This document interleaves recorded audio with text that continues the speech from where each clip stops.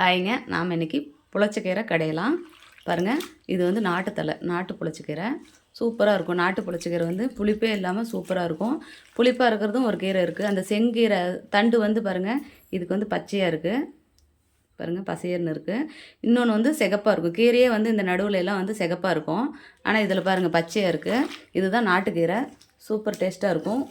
கடாயை வச்சாச்சு. நம்ம கீரையை அலசி அதில் சேர்த்துக்கலாம். நம்ம எந்த அளவுக்கு நம்ம வந்து சின்ன வெங்காயம் சேர்க்குறோமோ அந்தளவுக்கு கீரை சூப்பராக இருக்கும். சின்ன வெங்காயம் வந்து அரிஞ்சு சேர்க்கக்கூடாது, தட்டி சேர்க்கணும். அப்போ தான் வந்து கீரையோட டேஸ்ட்டே வேறு லெவலில் இருக்கும். சாப்பிட்டு பாருங்கள் இதே மாதிரி செஞ்சு. கொஞ்சமாக தண்ணி சேர்த்துக்கலாம். போதும், இந்த அளவுக்கு தண்ணி சேர்த்தா போதும். இது மட்டும் வேகட்டும் நல்லா.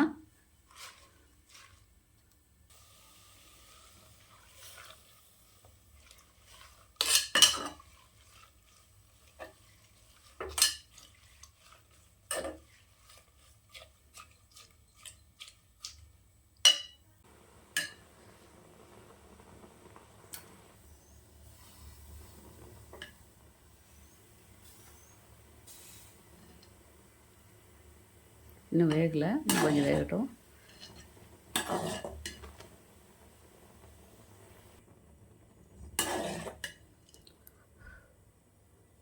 கீரை நல்லா வெந்துருச்சு.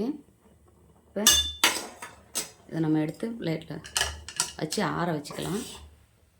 கடாயை வச்சு எண்ணெய் சேர்த்துக்கலாம். கடுகு உளுத்தம் பருப்பு சேர்த்துக்கலாம். உளுத்தம் பருப்பு கொஞ்சம் ஜாஸ்தியாக போட்டுக்கோங்க, அப்போ தான் நல்லாயிருக்கும். சின்ன வெங்காயம் பாருங்கள், இவ்வளோ வெங்காயம் எடுத்துருக்கேன். இவ்வளோவே கீரை தான், ஒரு பிடிச்ச கீரைக்கு நான் இவ்வளோ எடுத்துருக்கேன். சின்ன வெங்காயம் தட்டி சேர்த்துக்கலாம். 4 வரமிளகா.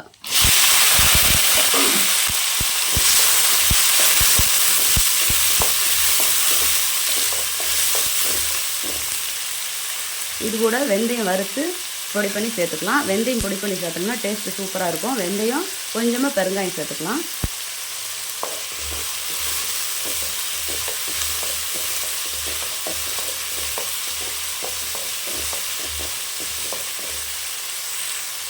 இது வந்து முழுசாக நல்லா வதங்க வேண்டாம், பாதி வதங்கினா போதும். தக்காளி பழம் 2 எடுத்துருக்கேன். தக்காளி பழம் சேர்த்துக்கலாம்.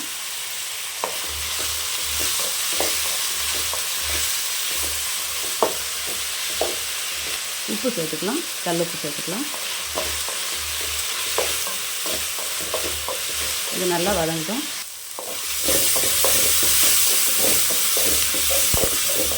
வெங்காயம் நல்லா வதங்கியாச்சு பாருங்கள். வெங்காயம் தக்காளியில் இந்த மாதிரி நல்லா வதக்கியாச்சு.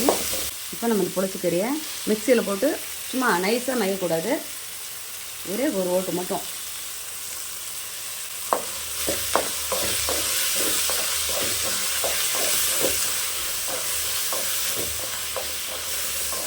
இது கூட அப்படியே நல்லெண்ணெய் சேர்த்து சுட சாப்பிட்டா செம்ம சூப்பராக இருக்கும். இதே மாதிரி நீங்களும் உங்கள் வீட்டில் செஞ்சு பாருங்கள். செஞ்சு பார்த்துட்டு எப்படி இருக்குன்னு எனக்கு ஒரு கமெண்ட் பண்ணுங்கள், லைக் பண்ணுங்கள், ஷேர் பண்ணுங்கள், ஒரு சப்ஸ்கிரைப் பண்ணிடுங்க.